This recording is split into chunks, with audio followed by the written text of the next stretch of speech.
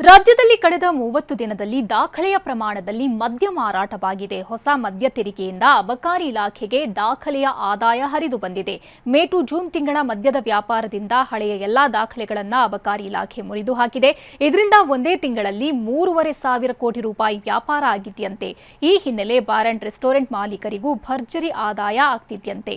ಮೇ 11 ಮತ್ತು ಜೂನ್ 11ರ ನಡುವೆ ಮಾರಾಟ ಹೆಚ್ಚಳವಾಗಿದೆ.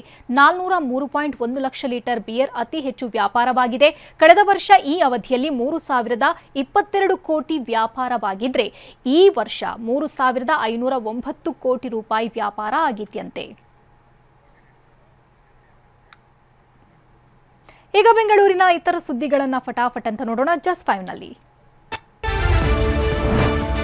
ಐಜಿಪಿ ಲಾಬುರಾಮ್ಗೆ ಕೊನೆಗೂ ಸರ್ಕಾರ ಹುದ್ದೆ ತೋರಿಸಿದೆ. ಪೊಲೀಸ್ ಕಂಪ್ಯೂಟರ್ ವಿಂಗ್ ಐಜಿಪಿಯಾಗಿ ವರ್ಗಾವಣೆ ಮಾಡಲಾಗಿದೆ. ಜೊತೆಗೆ ಗೃಹ ಸಚಿವರ ಪ್ರಭಾರ ವಿಶೇಷ ಅಧಿಕಾರಿಯಾಗಿ ನೇಮಕ ಮಾಡಲಾಗಿದೆ. ಈ ಹಿಂದೆ ಗುಪ್ತಚರ ಇಲಾಖೆಯಲ್ಲಿದ್ದ ಲಾಬುರಾಮ್ ಅವರನ್ನ ಜೂನ್ 7ರಂದು ಸರ್ಕಾರ ವರ್ಗಾವಣೆ ಮಾಡಿತ್ತಾದರೂ ಯಾವುದೇ ಹುದ್ದೆ ತೋರಿಸಿರಲಿಲ್ಲ. ಬೆಂಗಳೂರಿನಲ್ಲಿ ಪ್ರತಿದಿನ 3,000 ಹೊಸ ವಾಹನಗಳು ರೋಡಿಗಿಳಿಯುತ್ತಿವೆ.